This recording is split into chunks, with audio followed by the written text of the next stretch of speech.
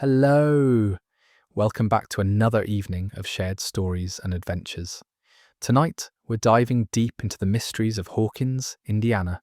And honestly, I've been buzzing with theories since Volume 1 dropped. We're talking Stranger Things Season 5, Volume 2, which is hitting Netflix on Christmas Day 2025, and I reckon we've got loads to unpack before those episodes arrive. I'll be covering everything I can fit in for tonight, from where Volume 1 actually left us to the wildest theories about what's coming next. The character arcs we're desperate to see resolved, and some proper mental predictions about how this whole thing might end. There's the Mind Flayer theory, Will's powers. What's really going on with that mysterious wall at Hawkins' lab? And of course, plenty of speculation about who's going to make it out alive. Then we'll move on to the D&D connections that have been woven through the entire series, the upside-down revelations the Duffer Brothers have been promising us for years, and what Episode 8's title, The Right Side Up, actually means for our heroes. Plus, we'll talk about Max and Holly trapped in Vecna's mindscape, the Camazotz connection from A Wrinkle in Time that Episode 6 is leaning into, and whether Vecna's even the real villain we should be worrying about. Spoiler alert, he might not be. So plenty to get talking about. But if you like what I do here and want a way to support the channel, consider subscribing down below.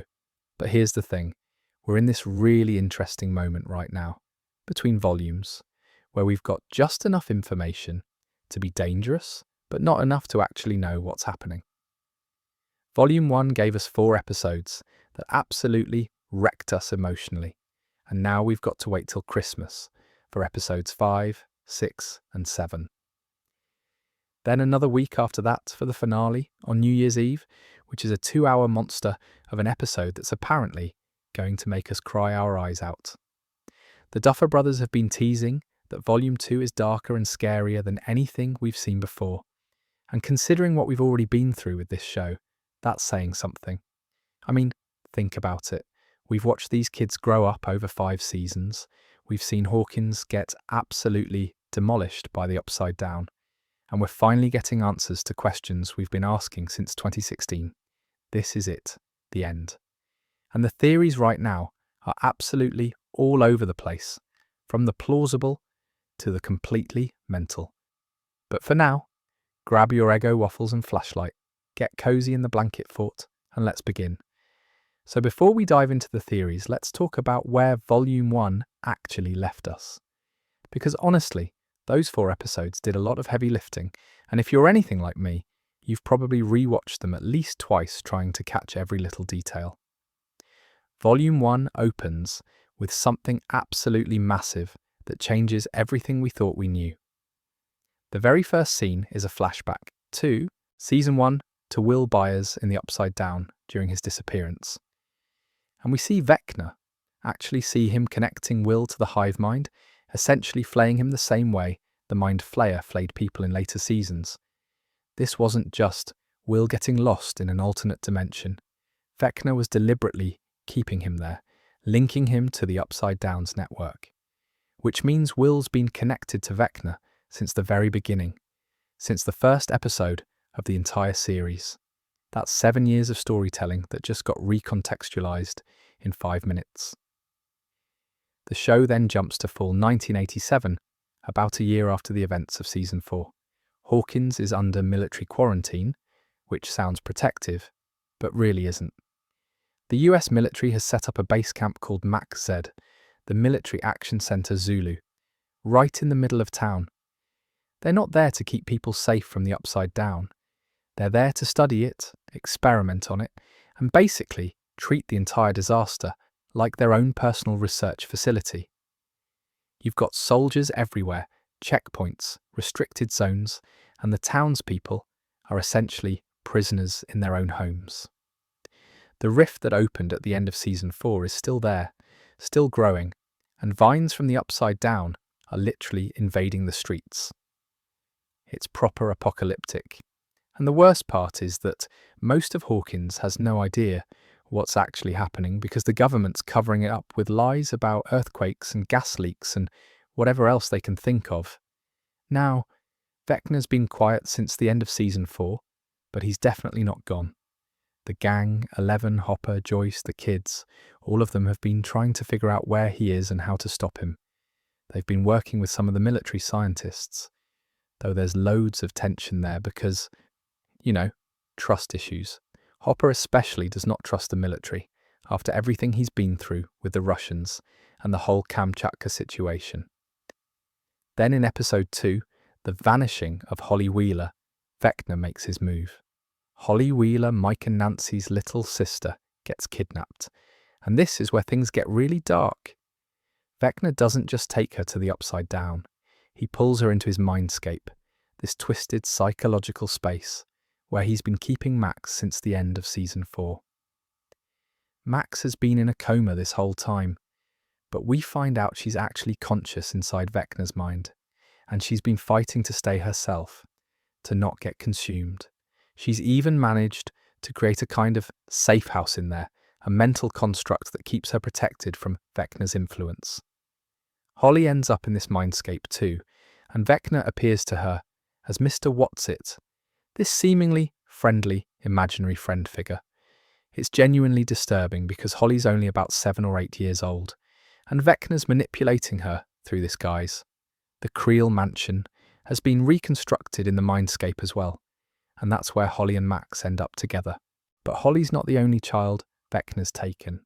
Throughout Volume 1, we find out that he's been systematically kidnapping kids from Hawkins, 12 of them total by the end of episode 4. And the pattern is clear. He's going after children specifically because they're easier to manipulate, easier to mold into what he needs. He calls them his perfect vessels, which is absolutely chilling.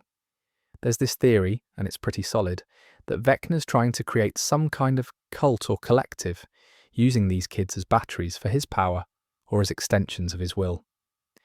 The gang splits up, which I know everyone complained about in season 4, but it happens again here. You've got 11 and Hopper working together, which is actually quite nice to see after all their separation in previous seasons. They're tracking Demogorgons and trying to find where Vecna's hiding. Steve, Dustin, Nancy, and Jonathan form another team investigating the Upside Down incursion points. And then there's Will, Joyce, Lucas, and Robin at the Max Z base. And speaking of Will, episode 4, Sorcerer, is where everything changes for him. There's this beautiful emotional scene between Will and Robin where they bond over being outsiders, over their shared experiences of not fitting in and having to hide parts of themselves. Robin talks about identity and being your true self, and it's exactly what Will needs to hear in that moment. Because at the end of episode 4, when Vecna launches a massive attack on the Max subbase, Will finally unlocks his powers. His eyes go completely white, and he channels Vecna's abilities through their connection to the hive mind. It's not like Eleven's powers, which come from her time in the lab with Brenner. Will's powers are an echo of Vecna's, accessed through the psychic link that was forged back in season 1. The Duffer brothers have confirmed this, that Will's able to channel Vecna's powers because of that original flaying, because he's part of the Upside Down's network in a way no one else is except Vecna himself. There's also this mysterious wall at Hawkins' lab that everyone keeps running into, literally everyone. 11 points out that Lieutenant Robert Akers peed on it, which is hilarious but also significant because it shows how much attention the military's paying to this thing. Dr. K, one of the scientists, is seen dissecting some kind of sac or organic mass near the wall. Steve, Dustin, Nancy and Jonathan track a Demogorgon right to it. 11 and Hopper follow a blood trail from a wounded Demogorgon to the same spot. No one knows what the wall is protecting or hiding, but it's clearly important. Some people think it's a gateway to Dimension X rather than just the Upside Down, which would be massive if true. Others reckon it's some kind of seal that's keeping something even worse contained. Whatever it is, you can bet Volume 2 is going to blow that mystery wide open. And that's where Volume 1 leaves us. Bloody, battered, but definitely not beaten. Will's got powers he doesn't fully understand. Holly and Max are trapped in Vecna's mindscape with 11 other children. The military's playing with forces they can't control, And somewhere in all of this, Vecna's orchestrating his endgame. Which brings us to the theories. Let's talk about Will Byers and the powers he's been carrying around since the very first episode of the entire series. This is the big one, honestly. The revelation that's been building for 7 years. Will's connection to the Upside Down has always been there, lurking in the background, showing up in his visions and his true sight moments. But Volume 1 finally confirmed what loads of people have been theorizing for ages. Will was flayed by Vecna back in Season 1. Not just kidnapped, not just traumatized, but actually connected to the hive mind in a way that's permanent and powerful. The opening flashback in Volume 1 shows us Vecna deliberately linking Will to the Upside Down's network. It's the same process the Mind Flayer used on people in later seasons, the same thing that happened to Billy Hargrove. Vecna planted those shadow particles in Will, tied him to the collective consciousness of the Upside Down, and basically turned him into a psychic antenna, whether Will knew it or not. And here's where it gets really interesting. Will's powers aren't like Eleven's. They're fundamentally different in how they work and where they come from. Eleven's abilities are her own. She was born with some kind of latent psychic potential, and Brenner's experiments at Hawkins' lab amplified and refined that potential into telekinesis, remote viewing, and all the other things we've seen her do. When 11 uses her powers, her eyes stay normal or get bloodshot from the strain. She's the source. Will's powers, though, are channeled. He's not generating psychic energy himself. He's tapping into Vecna's power through their shared connection to the hive mind. When Will uses his abilities, his eyes go completely white, milky, just like what happened to Max and Chrissy when Vecna was attacking them. It's the same visual indicator because it's the same source. Will is accessing Vecna's powers, like he's plugged into a network, and Vecna's the server. Ross Duffer explained it in an interview, actually. He said, "It's different in that he's able to channel Vecna's powers, but they're all related, and that last bit is crucial, because Vecna, Will, and 11 all have the same ultimate source of power, the Mind Flayer." According to lore from The First Shadow, the Broadway play that serves as a prequel to the series, Henry Creel was flayed by the Mind Flayer when he was a child. He was playing in a cave system in Nevada, stumbled into Dimension X, and something ancient and powerful latched onto him. Those shadow particles, that connection, that's what gave Henry his abilities in the first place. When 11 banished him to the Upside Down, he didn't gain his powers there. He already had them. He just became more corrupted, more monstrous, more Vecna. So the chain goes like this. The Mind Flayer flayed Henry, creating Vecna. Vecna flayed Will, creating a link. And 11, through Brenner's experiments that were probably inspired by studying Henry, developed her own version of these abilities. They're all connected to the same primordial force in Dimension X. And that's where we need to talk about Dimension X versus the Upside Down, because they're not the same thing. Dimension X is what the play calls the pure dimension, this sort of primordial chaos space where the Mind Flayer and the Demogorgons originate. The Upside Down is something different. It's a corrupted mirror of Hawkins, frozen on November 6th, 1983, the day 11 opened the first gate. The Upside Down might be what happens when Dimension X bleeds into our reality and creates a twisted reflection of it. Or it might be Vecna's personal domain, shaped by his memories and his trauma. We don't fully know yet, but what we do know is that spending time in Dimension X physically changes you. It gives you access to powers you didn't have before. That's what happened to Henry. And in a way, that's what happened to Will too, even if he was only touching it through Vecna rather than experiencing it directly. Now, Will's powers manifesting in episode 4 is this beautiful character moment, because it's not just about the psychic connection, it's about Will finally believing in himself. Robin's words to him about identity, about being your true self, about not hiding who you are, those words unlock something in Will that goes beyond just the hive mind link. He accepts himself, he accepts his connection to the Upside Down, and in that moment of acceptance, the powers flow through him. But here's where the theories get dark. Some people reckon Will's going to turn into a double agent, that Vecna's been planning this all along. The idea is that Will is Vecna's secret weapon, that he's been groomed since season 1 to eventually betray his friends. It would be heartbreaking to watch, and there's definitely some evidence pointing that direction. Will's connection to Vecna is stronger than anyone else's. He can sense Vecna's presence, feel his emotions, know his plans. What if that connection works both ways? What if Vecna can influence Will more than we realise? There's also this numerology thing going around in the fandom that's honestly quite clever. 11 plus 8 equals 19. But if you add Will, who's channeling the power of 1, Vecna's original number in the lab, you get 20. And in Dungeons and Dragons, 20 is the perfect roll. It's the critical success. It's the moment when everything comes together, exactly as it should. Is that what the Duffer Brothers are building toward? A moment where all three of them, 11, Carly and Will, combine their abilities for one perfect strike against the real enemy?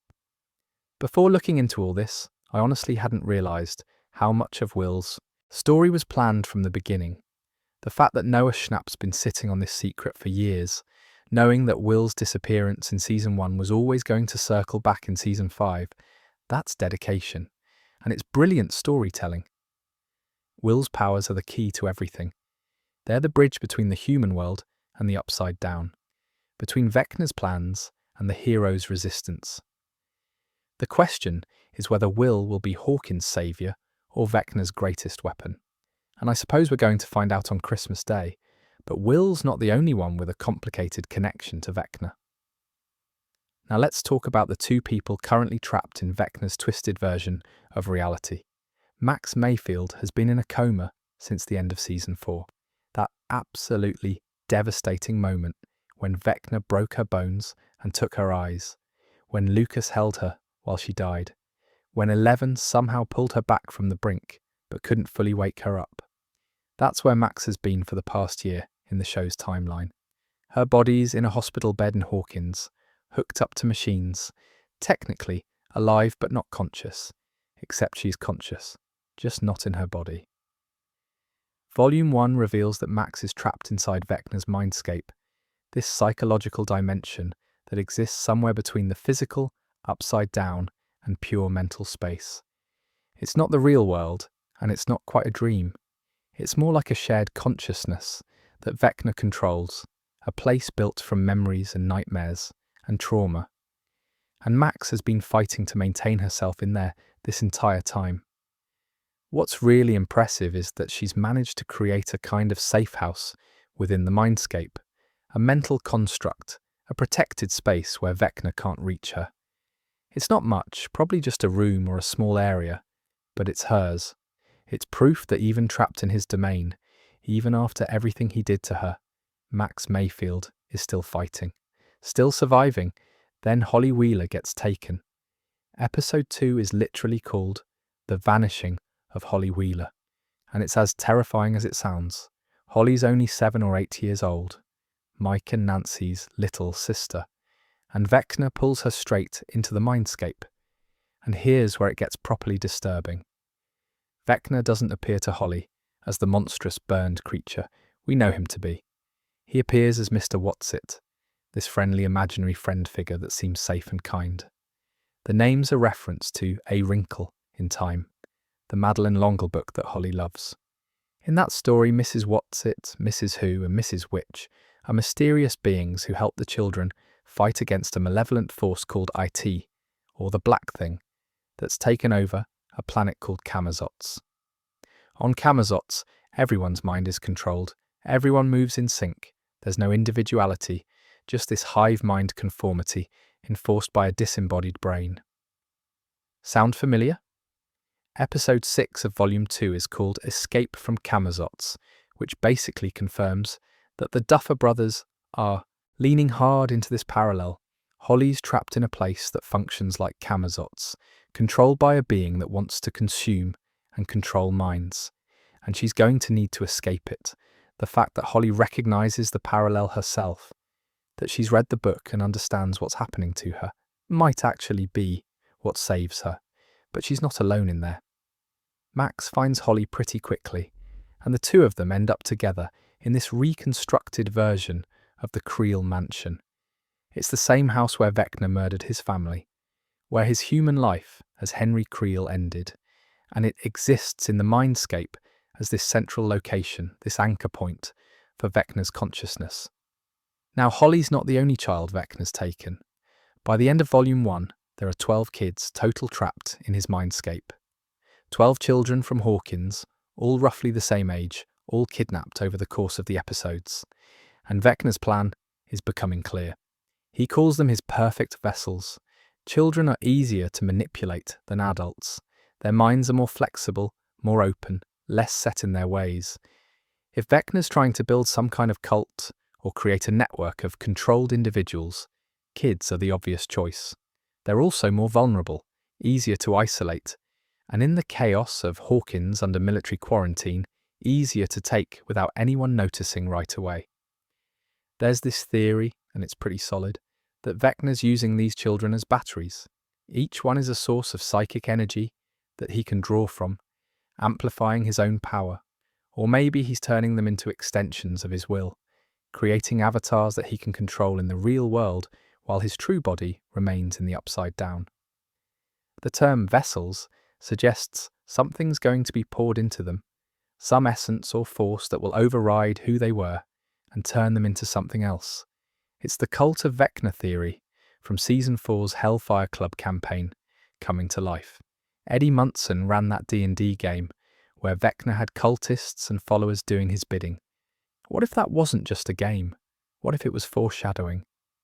The really clever bit is that Max might be Vecna's biggest miscalculation. She's been in the mindscape longer than anyone else. She's learned how it works, how to protect herself, how to carve out space that's hers rather than his.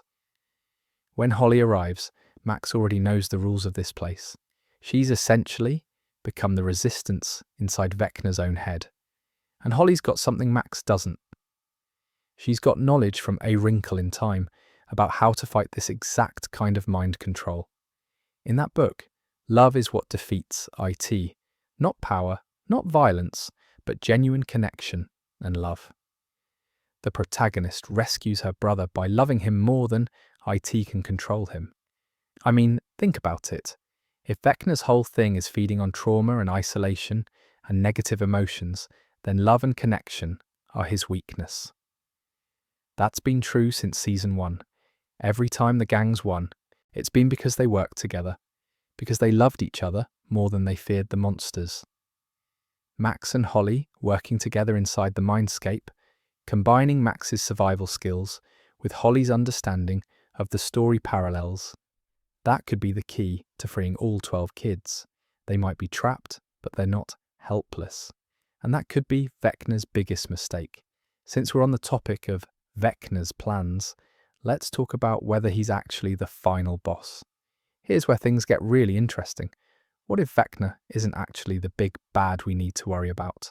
Stay with me on this one, because it's one of the most popular theories floating around right now, and honestly, the evidence is pretty compelling. The theory goes like this: the Mind Flayer is the real ultimate villain of Stranger Things, and Vecna is just another pawn in its game. Henry Creel, for all his power and all his evil, is still a victim of something much larger and much older than himself. We know from the first shadow that Henry was flayed by the Mind Flayer when he was a child. He was playing in caves near his home in Nevada, stumbled into Dimension X somehow, and came into contact with this ancient entity. The Mind Flayer attached itself to him, planted its shadow particles inside him, and from that moment on, Henry's fate was sealed. His powers, his rage, his desire to reshape the world, all of it could be the Mind Flayer's influence, rather than Henry's own nature. And here's the thing that makes this theory so plausible. We've never actually seen the Mind Flayer defeated. We've fought its avatars, its extensions, its physical manifestations in our world. The Demogorgons, the Demodogs, the spider-like form it took in Season 3 when it possessed Billy and the other flayed. But the Mind Flayer itself, the actual entity that exists in Dimension X, we've never even touched it. It's still out there, still conscious, still planning. Vecna might think he's in control. He might believe he shaped the Mind Flayer into the form we saw in Season 2, that he gave it purpose and direction. But what if the Mind Flayer let him believe that? What if the Mind Flayer has been manipulating Vecna the same way Vecna manipulates his victims? Think about Henry's backstory. He hated his family, sure. He hated the conformity and the fakeness of suburban life. But those are human resentments, understandable even if they're taken to extreme lengths. The Mind Flayer's goals are bigger than that. It wants to consume entire dimensions, to spread its influence across realities, to turn everything into extensions of itself. That's not human ambition. That's something else entirely. And Vecna's been trying to escape, not conquer, escape. His whole plan with opening gates and merging the Upside Down with Hawkins, some people reckon, that's not about creating a new world. It's about creating a bridge he can use to finally leave Dimension X. He's been trapped there since 11 banished. Him, in 1979, 46 years from his perspective, stuck in this hostile dimension, unable to return to the human world in his physical form. That's not a villain who's won. That's a prisoner trying to break out. What if the Mind Flayer has been using Vecna to open gates and merge dimensions? Not because that serves Vecna's goals, but because it serves the Mind Flayers? What if once the barriers between worlds are gone, the Mind Flayer can fully manifest in our reality and Vecna becomes disposable? There's this whole potential redemption arc here that loads of people are excited about. The idea that Eleven, Carly, Will, and even Vecna might end up working together against their common enemy.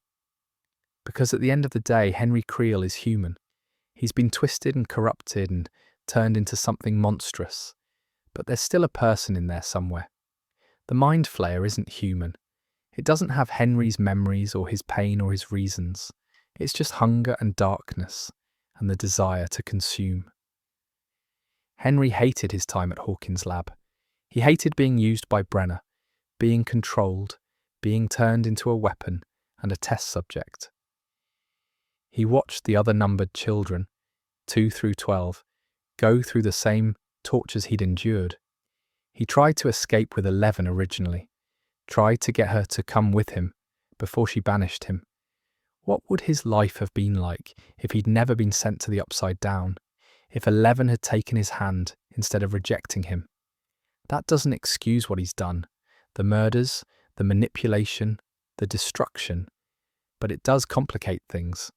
It makes him tragic rather than purely evil, and the Duffer Brothers love that kind of complexity. There's precedent for this in the show too. Billy Hargrove was possessed by the Mind Flayer in Season 3, did terrible things under its control, but in the end, he broke free. He sacrificed himself to save 11 and the others, proving that even someone who'd been consumed by the Mind Flayer could find their humanity again. If Billy could do it, why not Henry? According to Reddit theories, particularly from the RR Stranger Things community, the final battle might not be humans versus Vecna. It might be everyone, including Vecna, versus the Mind Flayer. And that would make for a much more interesting ending, honestly. It would tie back to the very beginning, to the first Demogorgon in Season 1, which was a creature of the Mind Flayer, before we even knew what the Mind Flayer was. The Duffers have promised we're going to learn the truth about the Upside Down in Volume 2 and the finale. They wrote a 25-page document for Netflix back in Season 1 explaining the mythology of that dimension, and they've been building toward revealing it for 8 years. If the truth is that the Upside Down is the Mind Flayer's domain, that Dimension X is its home, and the Upside Down is what happens when it corrupts a piece of our reality, then everything changes. The Upside Down being frozen. On November 6, 1983, the day 11 opened the first gate, might not be about Vecna at all. It might be about the Mind Flayer taking a snapshot of our world. At the moment it gained access, preserving that moment like an insect in amber, so it can study it, understand it, and eventually replace it. Vecna's power comes from the Mind Flayer. Will's power comes from Vecna, which means it comes from the Mind Flayer. Eleven's power might have been artificially induced by Brenner, but the source is still the same. They're all connected to this primordial force in Dimension X, this entity that predates human civilization and possibly predates the universe, as we understand it. Fun fact, the Mind Flayer's design in the show was inspired by spiders and Shadow, but in Dungeons & Dragons, Mind Flayers are actually super intelligent creatures that feed on brains and control other beings through psionic powers. They're not the biggest threat in D&D lore, but they're one of the most terrifying because they take away your free will. They make you a puppet, and if that's what's been happening to Vecna this whole time, if he's been dancing on the Mind Flayer's strings while thinking he's the puppet master, then the final season becomes so much bigger than we expected. If the Mind Flayer is the real enemy, then everything changes. Vecna becomes a tragic villain, someone who was corrupted and used but might still be saved. The final battle becomes something much bigger than defeating one powerful psychic. It becomes a fight against an ancient cosmic horror that's been patient enough to wait decades for its moment. And that's properly terrifying. But speaking of villains and heroes, let's talk about some of the wilder theories out there. You can't talk about Stranger Things without talking about Dungeons & Dragons. And honestly, the D&D connections might be the key to predicting how this all ends. From the very first episode, the show has been built on the foundation of the kids' D&D campaigns. The Demogorgon got its name because that's what the boys were fighting when Will disappeared.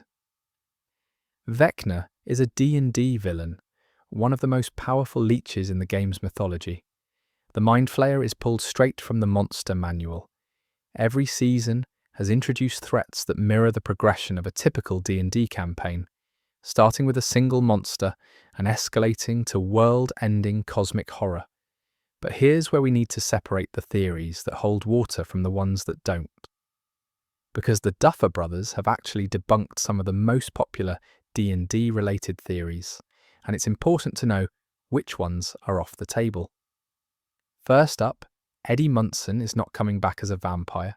Ross Duffer straight up said it in an interview. Eddie is not a vampire, I will say that much. And I know that's gutting for people who loved Joseph Quinn's performance because the Cass theory was brilliant. In D&D lore, Cass the Bloody-Handed was a lieutenant of Vecna who was killed and then resurrected by Vecna as a vampire.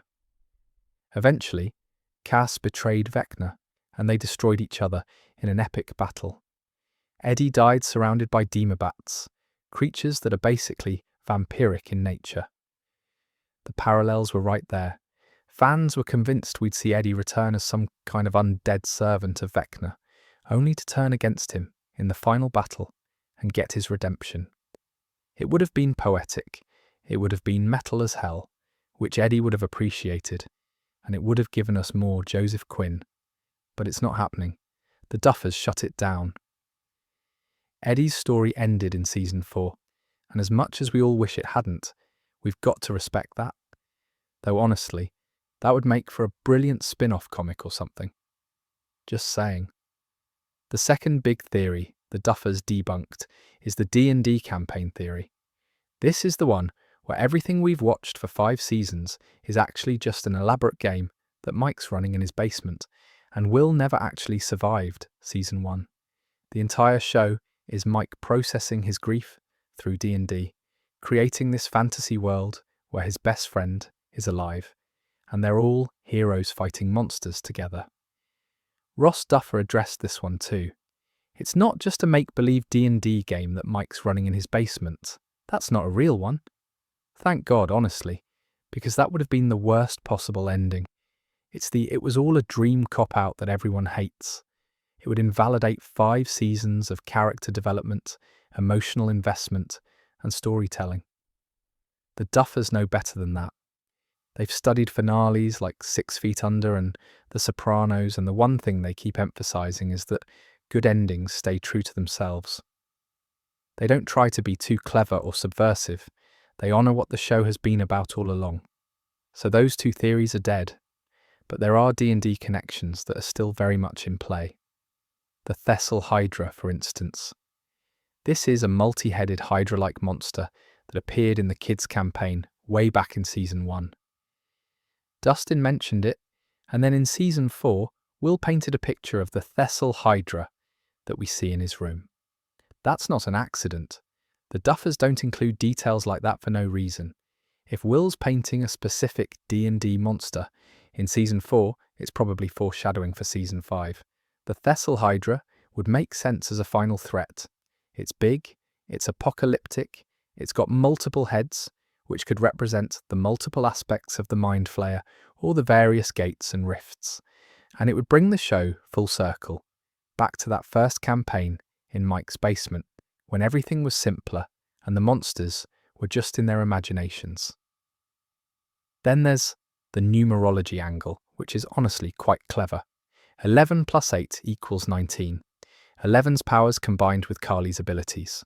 But add Will, who's channeling the power of 1, Vecna's original designation at Hawkins' lab, and you get 20. In D&D, a 20 is a critical success, a perfect roll. It's the moment when the dice favour you completely, and everything you attempt succeeds. Is that what we're building toward? A moment where 11, Carly and Will combine their abilities in some cosmic alignment that creates the perfect strike against the Mind Flayer. It's the kind of thing the Duffers would absolutely do, layering in that D&D symbolism for people who are paying attention. There's also the 12 kids that Vecna's kidnapped. 12 is a significant number in D&D, 12-sided dice, 12 ability scores in older editions. 12 as a number that shows up repeatedly in game mechanics. Could the 12 children represent something from the game's mythology? Some ritual or spell that requires exactly that many vessels? And then there's Mike.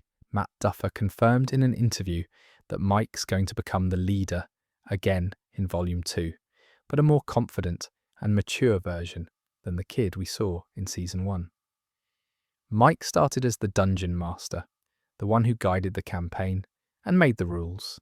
He's been sidelined a bit in recent seasons, taking a backseat to 11's power and other characters' development. But if he's stepping back into that leadership role, if he's becoming the tactician and the one who sees the bigger picture, that's a D&D role. That's the party leader calling the shots and coordinating the group. The entire structure of Stranger Things mirrors a D&D campaign. You start at level 1 fighting kobolds and goblins, and by level 20 you're facing demon lords and gods. The gang started fighting a single demogorgon, and now they're up against cosmic entities that threaten multiple dimensions. That's exactly how a well-run campaign escalates. But here's what I think is most important about the D&D connections. They're not just window dressing or cute references for nerds. They're the narrative blueprint. The Duffers are using the structure and mythology of Dungeons and Dragons as a framework for their story. And if you understand how D&D campaigns work, you can make educated guesses about where this is heading. In D&D, the final battle is never just about defeating the big bad. It's about what the victory costs, who survives, and what kind of world is left behind. It's about the choices the players make and the sacrifices they're willing to accept. It's collaborative storytelling where everyone gets their moment to shine. That's what Volume 2 and the finale are going to be. Not just 11 versus Vecna. Not just one hero saving the day. It's going to be all of them working together, each playing their role, each contributing their piece to the solution. Just like a D&D party taking down a lich, the D&D connections aren't just window dressing. They're the blueprint. And if we're paying attention to the campaign, we might just figure out the ending before it happens. But now, let's talk about some of the character-specific theories that have been keeping fans up at night. Right, so let's talk about the characters themselves. Who lives, who dies, and who might surprise us all? This is the question everyone's asking, isn't it? The Duffer Brothers have made it pretty clear that not everyone's making it out of Season 5 alive. They've talked about how emotional the finale is, how certain performances made them cry every time they watched them, how the ending is both satisfying and devastating. That's code for major character deaths, and we need to be emotionally prepared for that. 11 is the most obvious candidate for a heroic sacrifice. She's been the chosen one since the beginning, the girl with the power to open and close gates, the only person who's actually hurt Vecna. There's this theory, and it's pretty solid, that closing the Upside Down permanently will require 11 to give up her powers completely, or possibly even her life. She opened the first gate back in 1983 when she touched the Demogorgon in the void. Maybe she's the only one who can seal it shut for good. Millie Bobby Brown has talked in interviews about how meaningful Eleven's journey has been, how she's gone from being a weapon to being a person, from having no identity to building one for herself. That arc feels like it's heading toward a choice. Does 11 choose power, or does she choose a normal life? Does she sacrifice herself to save everyone, or does she find a way to live without her abilities? I'm not going to lie, I think 11 survives but loses her powers. That feels like the right ending for her character. She gets to be just Elle, just a girl who loves Mike and has friends and can go to school and be normal, the thing she's wanted most since season 1. But I could be wrong. The Duffers might go for the full sacrifice, and if they do, it'll absolutely wreck us. Steve Harrington is another character loads of people are worried about. There's been this running joke in the fandom that Steve's going to die heroically, probably saving the kids one last time. He's gone from being the popular jock to being the babysitter to being the heart of the group in a lot of ways. And characters like that, characters who've completed their redemption arc and found their purpose, they're prime candidates for heroic deaths. But here's the thing, the Duffers love Steve. Joe Keery's performance has made Steve one of the most beloved characters in the show. Would they really kill him off when his whole arc has been about finding family and purpose? I think he survives, personally. I think he gets his happy ending, whatever that looks like for him. Maybe he finally gets the 6 little nuggets he wanted. Maybe he opens that video store he talked about. Maybe he just gets to keep being the world's best babysitter. Joyce and Hopper feel safe, honestly. They've been through hell, literally, in Hopper's case, and they deserve their happy ending. Winona Ryder and David Harbour have been the adult anchors of the show, and killing either of them now would feel cruel rather than meaningful. They're going to survive, get married probably, and finally have the peaceful life they've been fighting for since season 1. The kids are trickier. Dustin, Lucas, Mike, Will, Max, they're all in danger because they're all in the thick of it. But I think the Duffers are aware of certain tropes and certain expectations. Lucas, for instance. Caleb McLaughlin is one of the only black main characters, and there's this awful trend in horror where black characters die first. The Duffers know that. They're not going to fall into that trap. Lucas survives. Max is controversial, I know. Some people reckon she should have died in season 4, that bringing her back only to kill her in season 5 would be redundant. But I think there's a reason she was kept alive. Her story isn't finished. Her arc with Lucas isn't resolved. And Sadie Sink's performance has been too good, too central to the show's emotional core for them to waste it. Max is waking up. Max is escaping that mindscape, and Max is getting her life back. Erica's probably safe. Priya Ferguson's character has become such a fan favourite, and she's still quite young in the show's timeline. Killing off a child character that young would be a bold choice, and not one I think the Duffers will make. Robin and Nancy, they're both brilliant and capable, and have loads of story left to tell. Robin's journey as a queer character in the 1980s is still developing, and Nancy's ambitions as a journalist are just getting started. They survive. I'd bet money on it. Jonathan's in a weird place. Charlie Heaton's character has been a bit sidelined in recent seasons, and sometimes that's a death flag.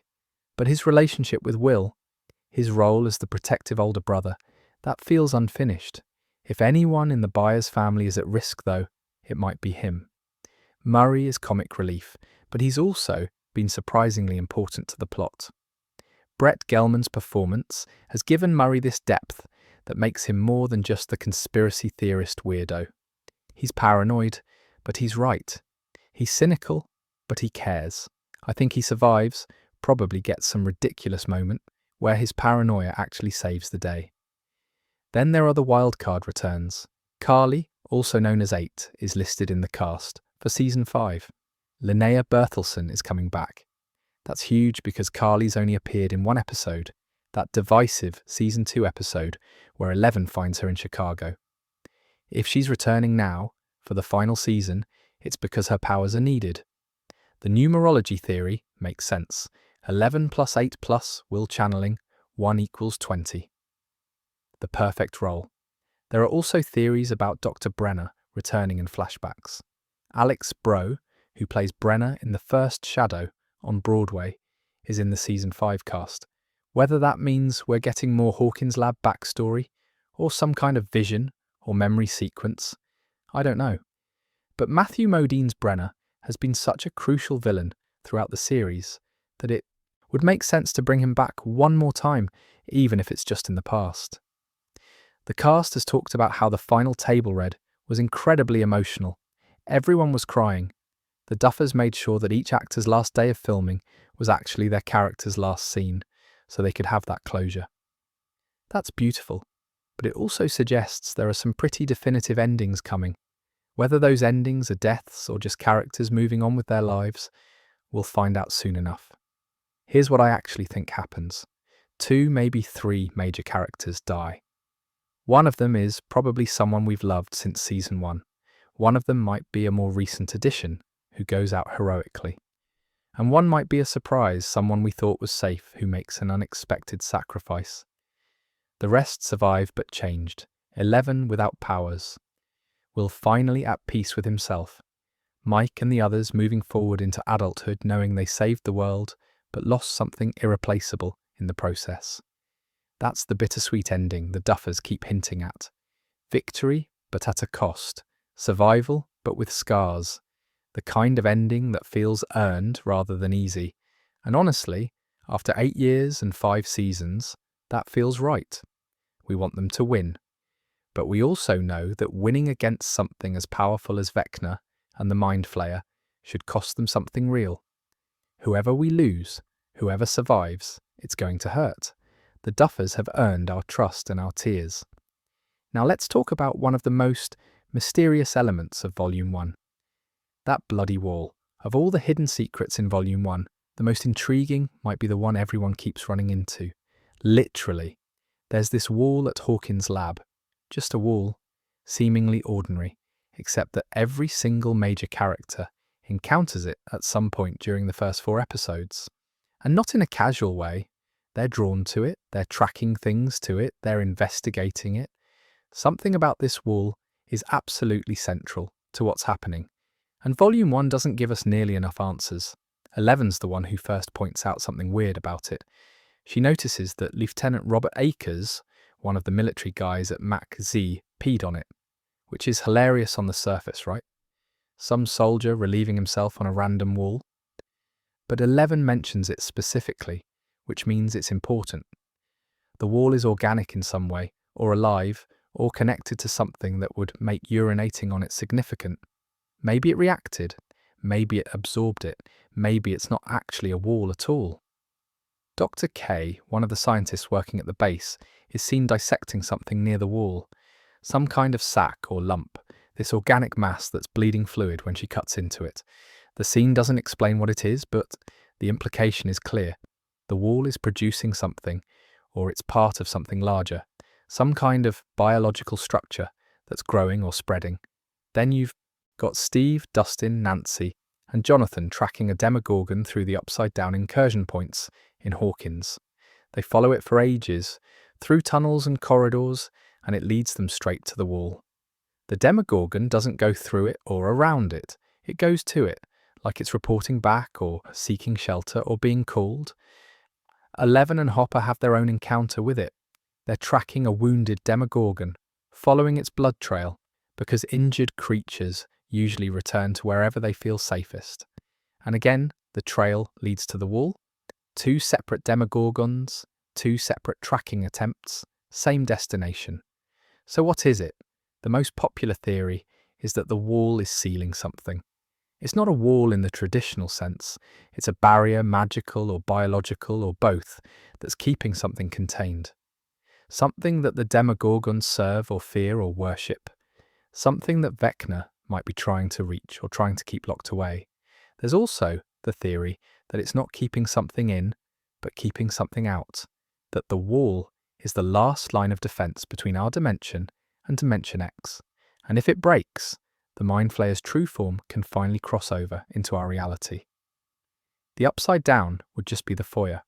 Dimension X would be the actual nightmare. Some people reckon the wall is a gateway, not to the Upside Down, we've got plenty of those already, but to Dimension X itself. The pure dimension that the first shadow talks about, the place where the Mind Flayer originates. If someone could open that gateway, if they could create a stable portal directly to Dimension X, they could either close off the Upside Down's power source, or they could unleash something so much worse than anything we've seen. And then there's the time manipulation angle. The Upside Down is frozen on November 6th, 1983. Everyone knows this from Season 4. When Nancy went into the Upside Down version of her house, her diary stopped at that specific date. The Upside Down isn't a living, changing reflection of Hawkins. It's a snapshot, a moment in time that's been preserved. Why that date? Why that moment? November 6, 1983 is the day 11 opened the first gate at Hawkins' lab. It's the day the Demogorgon took Will. It's the day everything started. Some theories suggest that Vecna's ultimate plan isn't to merge dimensions, but to turn back time, to reverse everything that happened after that date. If he could reset reality to November 5th, 1983, before 11 opened the gate, before he was exposed, before his plans were disrupted, he could start over. He could avoid his mistakes. Henry Creel's been trapped in the Upside Down since 1979. That's 46 years from the show's current timeline in 1987. 46 years in a hostile dimension, unable to return home, unable to exist in the real world. Time manipulation would be his ticket out. Not just escaping the Upside Down, but erasing the circumstances that led to his banishment in the first place. The wall might be the anchor point for that manipulation, the place where time is thinnest, where the frozen moment of November 6, 1983 intersects with all other moments. If you wanted to rewind reality, you'd need a fixed point to pivot from. The wall could be that point. The Duffers have promised we're getting the truth about the Upside Down in Volume 2 and the finale. They wrote that 25-page mythology document back in Season 1, and they've been sitting on these secrets for 8 years. Whatever the wall is protecting or hiding or connected to, it's going to be massive. My guess? The wall is the boundary between the Upside Down and Dimension X. It's the membrane that's keeping the Mind Flayer's true form from fully manifesting in our dimension. And Vecna's been trying to break it down, piece by piece, using the gates and the rifts and the children he's collected as psychic battering rams. When that wall comes down, and I think it will come down in Volume 2, everything we think we know about the Upside Down is going to change. The Duffer brothers have said as much. Everything we've ever assumed about the Upside Down has been dead wrong. That's not hyperbole, that's a promise. Whatever that wall is protecting, it's the key to everything. And I have a feeling Volume 2 is going to blow it wide open. So we know the episode titles for Volume 2, and honestly, they tell us quite a bit. Episode 5 is called Shock Jock, and according to Ross Duffer, it's far darker and far scarier than anything in Volume 1, which is saying something, considering Volume 1 had children being kidnapped into a psychological hellscape, and Will unlocking powers through a psychic connection to an interdimensional monster. The title Shock Jock is interesting because it's got multiple potential meanings. On the surface, it refers to radio personalities, the kind of controversial DJs who say outrageous things for attention. But in the context of Stranger Things, it could be about radio signals more broadly. Dustin's ham radio setup has been crucial to the plot since Season 1. Steve worked at a video store, but he's also been involved in communications. And we know from previous seasons that radio waves can be used to track and communicate with the Upside Down. There's a theory that episode 5 will involve someone using radio frequencies to expose Vecna's plans or to interfere with his psychic control over the kidnapped children. Maybe the military's been monitoring transmissions and they pick up something that reveals where Vecna's hiding his true body. Maybe Dustin figures out how to jam the signal between Vecna and his vessels, giving the kids in the mindscape a chance to break free. The shock part could also be literal. Electroshock, the kind of therapy Brenner used at Hawkins' lab. If the military's experimenting on captured upside-down creatures, they might be using electricity to see how the hive mind responds. Or worse, they might be trying it on Will now that they know he's connected to Vecna. Ross Duffer said this episode picks up immediately after episode 4, which ended with Will's powers manifesting during Vecna's attack on Max Zed. So we're going straight into the aftermath of that devastation. How many soldiers died, how much damage was done, and more importantly, what's the military's response going to be? Are they going to see Will as an asset or a threat? I reckon this is where the tension between our heroes and the military really explodes.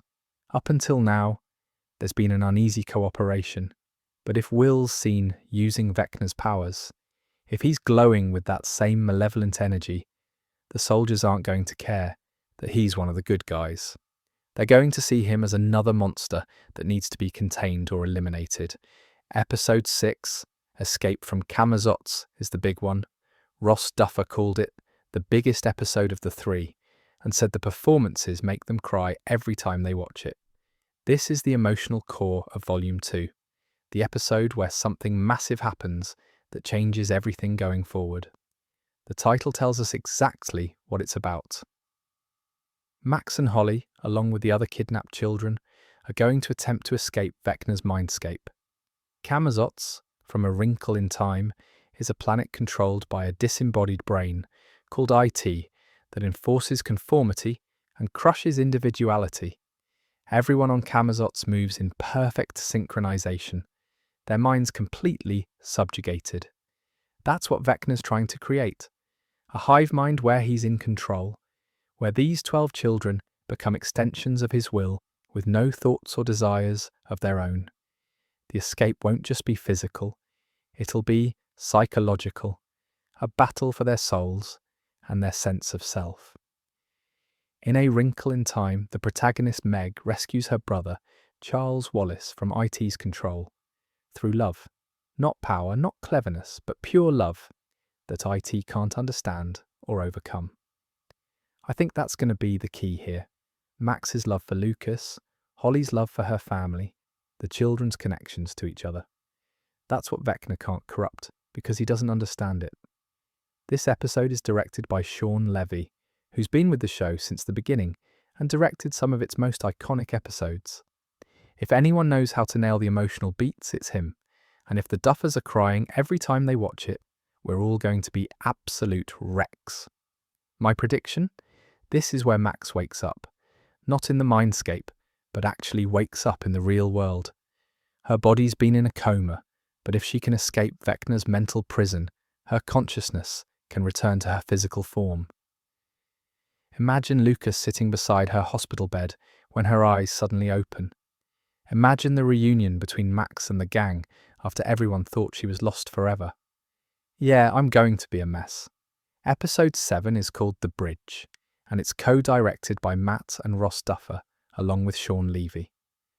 The Duffers don't usually direct episodes in the middle of a season, they save that for premieres and finales. The fact that they're co-directing episode 7 means it's massively important to the story. Ross described it as probably the most emotional chapter of the season, aside from the finale. The title, The Bridge, has so many potential meanings.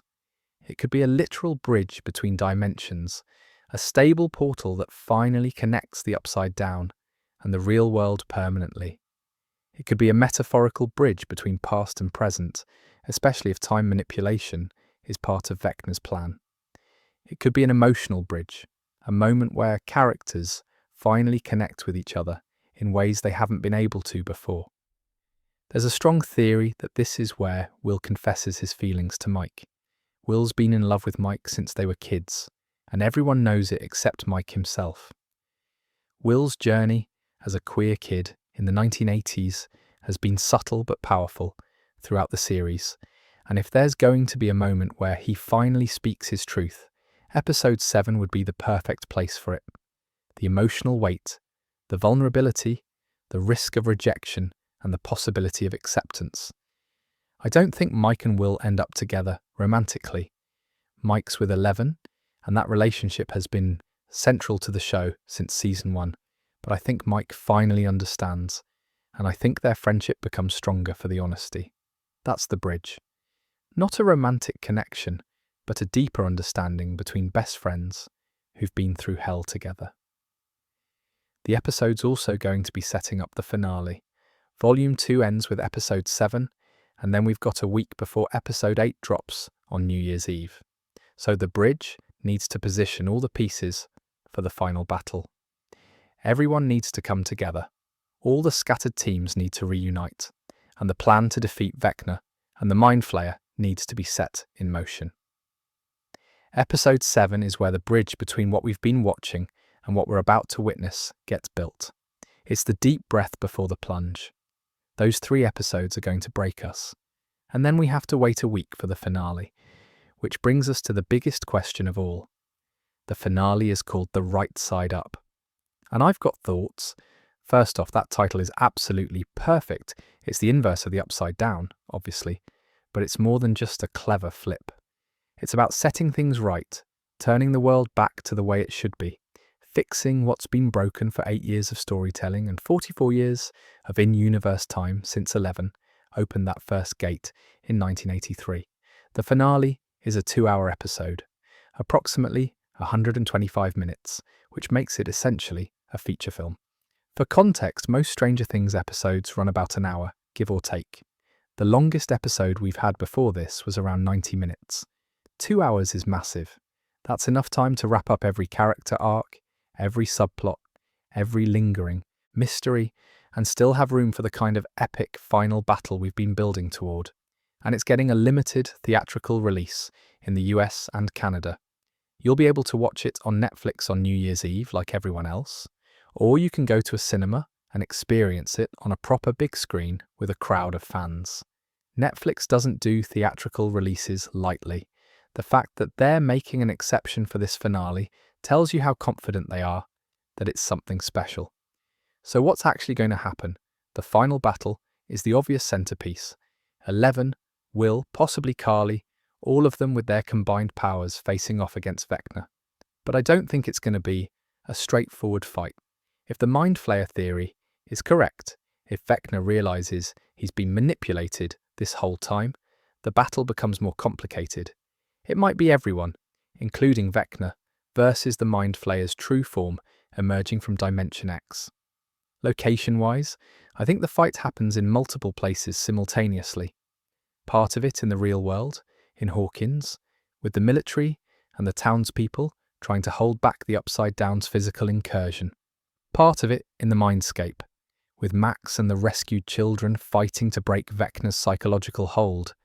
And part of it in the Upside Down itself, or maybe even in Dimension X, where the real source of the corruption lives. 11's role is the part I keep coming back to. She opened the first gate. She's closed gates before. She's the only person who's actually wounded Vecna in a meaningful way. Logic says she's the one who has to close everything permanently. But what does that cost? I think 11 loses her powers, but survives. She spent 5 seasons being defined by what she can do, by being a weapon and a hero and a girl with abilities that make her special. The most satisfying ending for her character is choosing to be just Elle, just a person who loves Mike and has friends and can have a normal life. She's earned that, and Millie Bobby Brown's talked about how 11's journey is about finding her humanity, not about becoming more powerful. But I could be wrong. The Duffers might go for the full sacrifice, the hero who gives everything to save the world. And if they do, if 11 dies closing the gates forever, it'll wreck every single person watching. We've been with her since she walked out of those woods in her hospital gown in episode 1. Losing her would hurt in a way few TV deaths ever have. Will's going to have his hero moment. That much is guaranteed. His entire arc has been building toward this. From victim in season 1 to vessel in season 2 to struggling with his identity in seasons 3 and 4 to finally embracing his power in season 5. Will's story is about taking something that was forced on him, this connection to Vecna and the upside down, and turning it into his strength. He's going to be crucial to the final victory. The time manipulation theory is still on the table. If Vecna's goal has been to reverse time, to go back to before November 6, 1983, then stopping him might involve accepting that you can't undo the past, you can only move forward. That's a very Stranger Things message, honestly. You can't erase your trauma.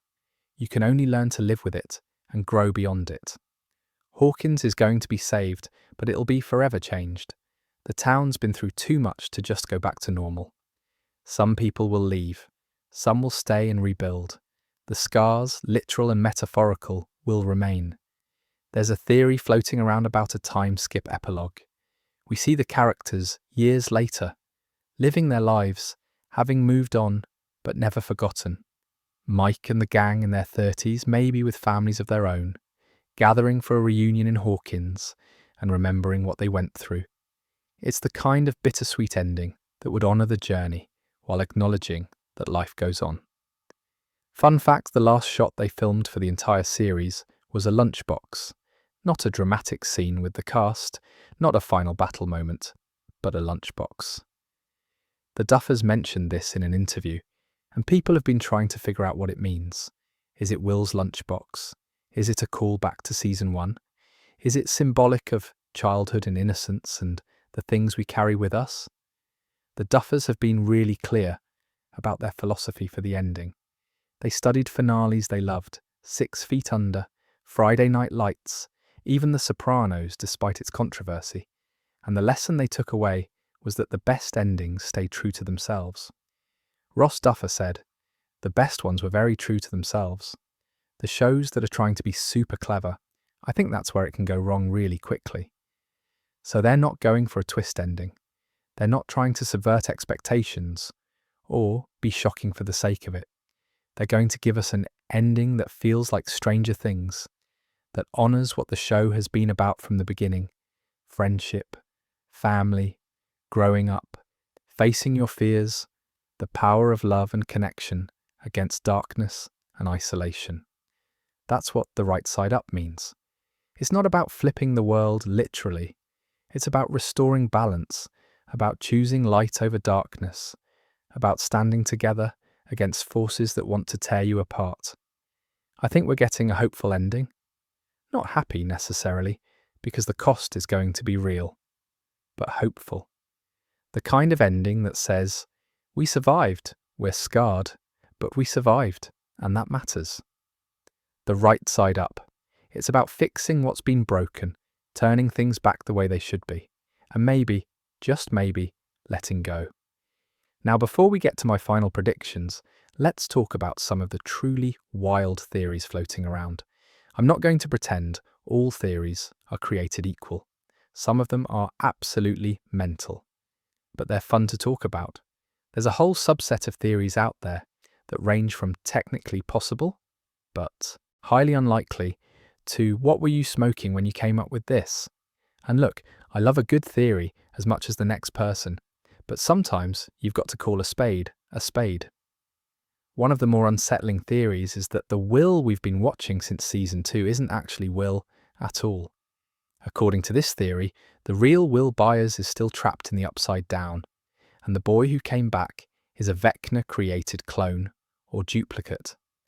A perfect copy designed to infiltrate the group and serve as Vecna's sleeper agent.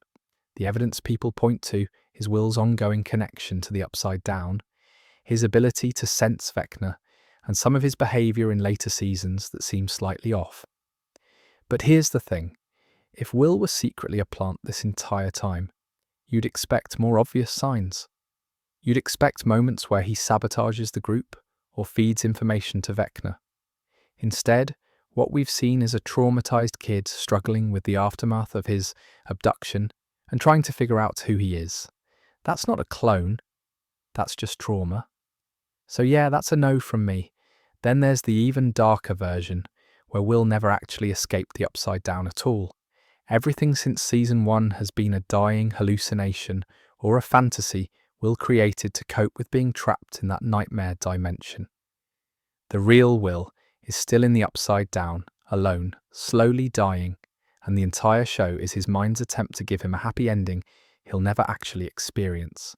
Absolutely not. That's too bleak even for Stranger Things, and it would invalidate 5 seasons of storytelling. The Duffers aren't that cruel, and they're better writers than that. There is one Will-related theory that's got some interesting evidence, though. A YouTuber called Jenks pointed out that Will might lose an eye in Volume 2 or the finale. The theory comes from a Season 2 classroom scene where there's a really long, lingering shot about Phineas Gage, a man who survived having a metal pole go through his eye and brain.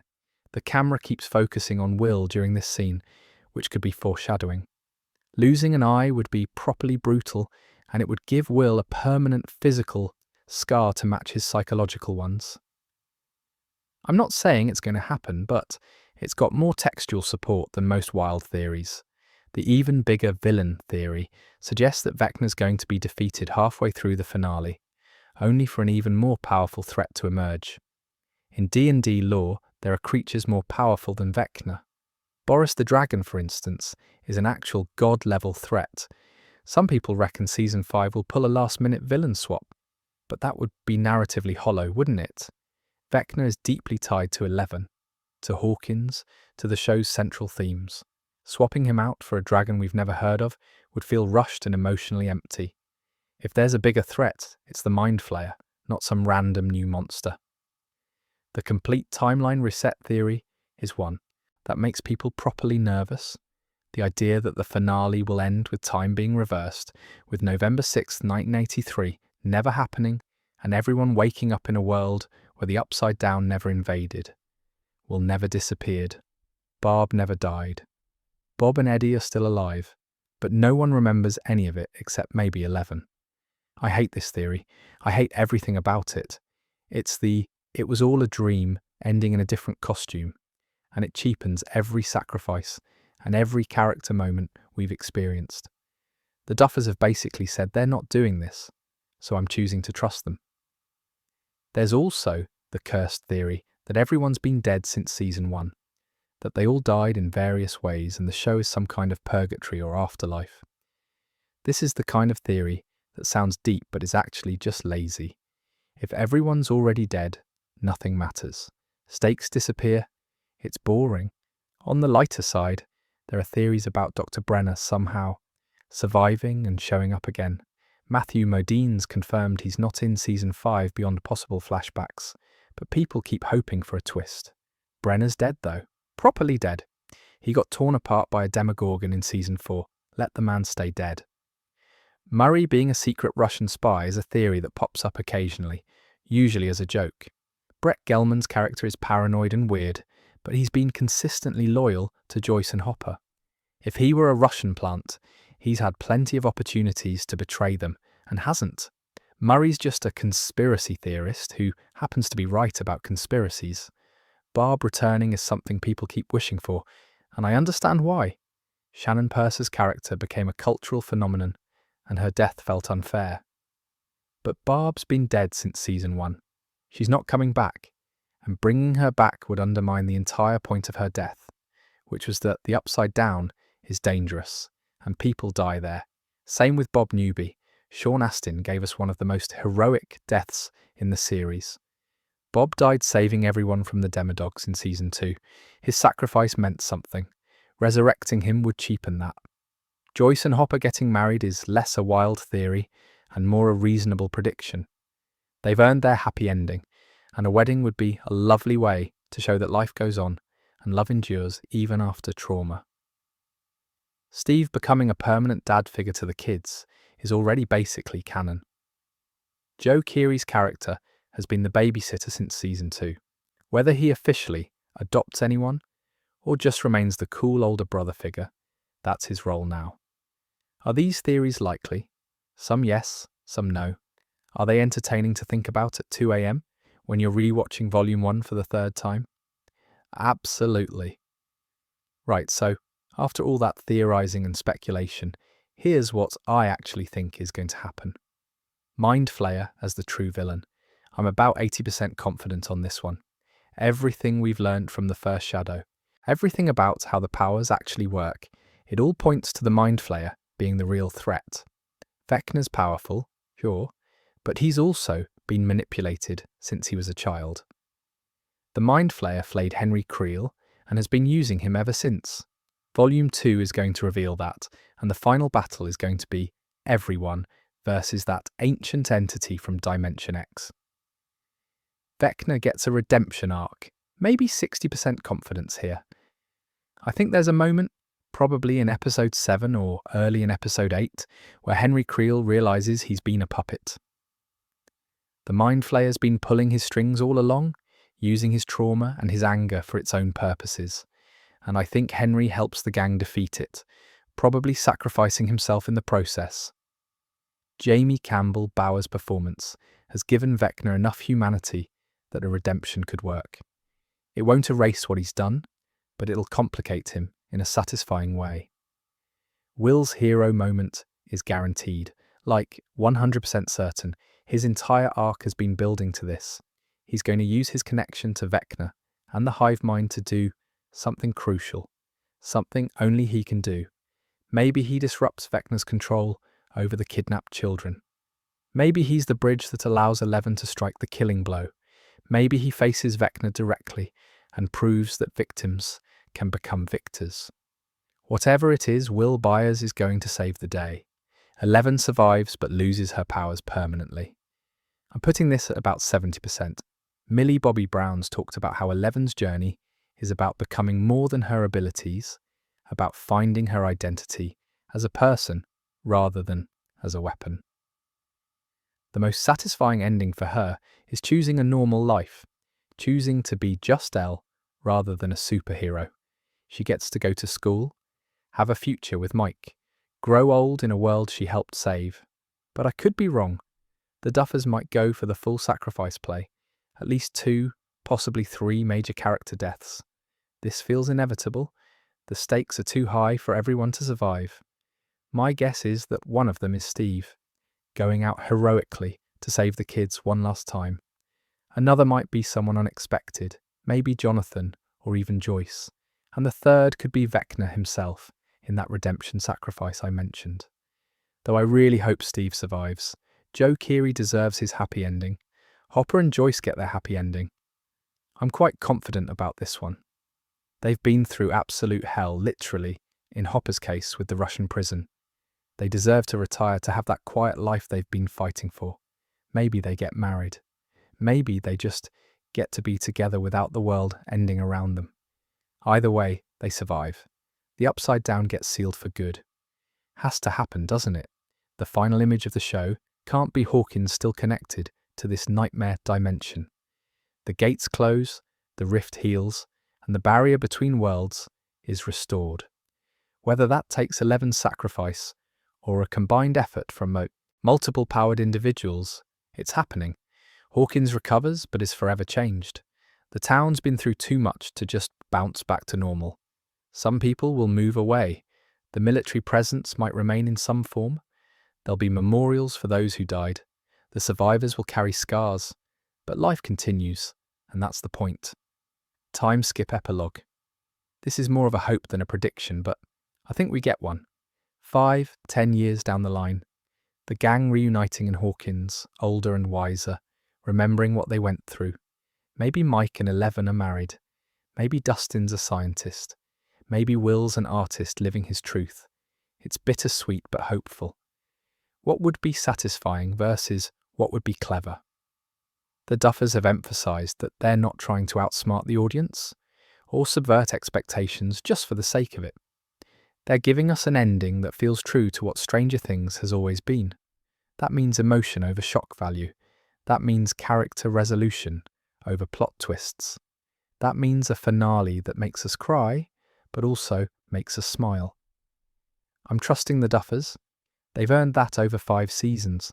They know these characters better than anyone, and they've proven they can stick the landing on emotional moments. The Season 3 finale with Hopper's letter destroyed us. The Season 4 finale with Max's near-death gutted us. They know how to balance hope and heartbreak. Whatever happens, I'm going to be a mess. I've been with these characters since 2016. I've grown up alongside them in a way. Saying goodbye is going to hurt no matter how well they do it, but that's just me. For all the monsters and superpowers, Stranger Things has always been about something deeper. The show's always been about growing up, hasn't it? About that painful transition from childhood to adolescence to adulthood, and how you lose pieces of yourself along the way. When we meet the boys in Season 1, they're playing D&D in Mike's basement, riding bikes around Hawkins, worried about bullies and school.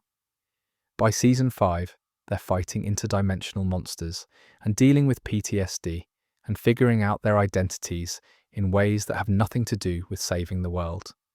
That's the core of Stranger Things. It's not just a show about supernatural horror. It's about how growing up is its own kind of horror. How you can't stay innocent forever. How the world forces you to confront darkness, whether you're ready or not. The found family theme has been there since episode 1. 11 had no family, no home, no identity beyond being a lab experiment. The boys took her in. They became her family before she even understood what family meant. And that pattern repeats throughout the series. Steve finds his family in Dustin and Robin and the kids he babysits. Hopper finds it in Joyce and 11. Max finds it in the group after her abusive home life. Murray, the paranoid conspiracy theorist, finds belonging with people who actually believe him. You know, what's interesting about the found family dynamic is how it contrasts with the biological families we see. The Wheelers are distant and disconnected. The Byers are loving but struggling. The Sinclairs are supportive but don't understand what their kids are going through. Biological family isn't enough when you're facing literal monsters. You need people who've been in the trenches with you, who understand without explanation. Trauma is woven into every character's arc. Will's abduction and possession. 11's abuse at Hawkins' lab. Max losing Billy. Hopper losing his daughter and then spending months in a Russian prison. Nancy losing Barb and carrying that guilt. Steve getting his face beaten in repeatedly, which is played for laughs but is actually quite dark when you think about it. The show doesn't let its characters just move on from trauma. They carry it. It shapes them. It informs their decisions. And that's really beautiful, honestly, because that's how trauma actually works. You don't defeat it and move on. You learn to live with it. You integrate it into who you are. The upside down works as a metaphor for that. It's always there, lurking beneath the surface, ready to break through when you're vulnerable. You can't erase it. You can only learn to keep it at bay. The power of love and friendship sounds cheesy when you say it out loud, but Stranger Things genuinely explores it. Every victory in the show comes from connection. 11 draws strength from her memories of Mike and her friends. Joyce refuses to give up on Will because a mother's love is stronger than interdimensional kidnapping. Hopper survives the Russian prison by holding onto the memory of 11 and Joyce. Max breaks free from Vecna through Lucas's voice and Kate Bush. It's not just love conquers all in some Disney princess way. It's more specific than that. It's about how genuine human connection creates resilience. How having people who see you and know you and love you anyway gives you a reason to fight when fighting seems impossible. Will's journey as a queer kid in the 1980s has been one of the most subtle but powerful threads in the show. Noah Schnapp's performance has captured that particular pain of knowing you're different, of loving someone who can't love you back, of hiding essential parts of yourself because the world isn't safe enough to reveal them. The show hasn't made it a message or a very special episode. It's just let Will be Will, complicated and hurt and brave. The 1980s setting isn't just aesthetic, it informs everything. The Cold War paranoia that lets the Russians be villains, The satanic panic that made D&D players seem threatening. The lack of cell phones and internet that forces characters to rely on face-to-face connection. The music, the fashion, the cultural references, they all ground the show in a specific moment when America was both optimistic and anxious, confident and terrified. Small-town America is both idealized and critiqued in the show. Hawkins looks perfect on the surface, nice houses, friendly neighbors, community events. But underneath there's government conspiracy, child abuse, bullying, and monsters literally bursting through from another dimension. It's a critique of the idea that small towns are inherently safe or innocent. Darkness exists everywhere, even in places that look like Norman Rockwell paintings. The show resonated because it taps into universal experiences through a fantastical lens. Everyone knows what it's like to feel like an outsider. Everyone's lost someone.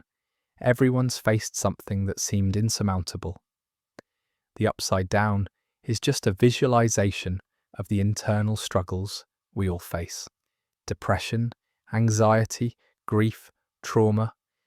The show makes those abstract feelings concrete and gives us heroes who fight them and sometimes win, which is what makes this show special. It's not afraid to be earnest. It's not cynical or ironic. It believes in friendship and love and sacrifice without apologizing for it. And in our current cultural moment, that earnestness feels radical. The ending needs to honor these themes. It can't just be about defeating Vecna or closing gates. It needs to be about these kids becoming adults who've faced darkness and chosen light anyway. It needs to be about family, both found and biological, coming together.